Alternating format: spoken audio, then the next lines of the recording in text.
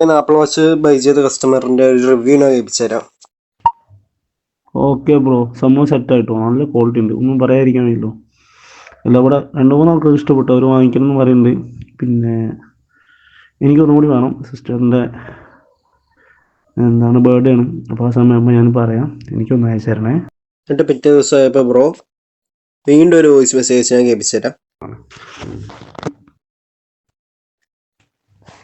Bro, ഒരു watch വേണോ, ഞങ്ങളുടെ ബർത്ത്ഡേ ആണ് വരുന്നത്, അപ്പോൾ അതിന് കൊടുക്കാനുള്ളതാണ്. ഒരു വാച്ച് കൂടി വേണമെന്ന് പറഞ്ഞു. നമ്മൾ സെയിം അഡ്രസ് തന്നെ അയച്ചാൽ അതെന്ന് പറഞ്ഞു. പ്രീവിയസ് കസ്റ്റമർ ആയതുകൊണ്ട് 100 രൂപ ഡിസ്കൗണ്ട് ഇട്ട് കൊടുത്തു.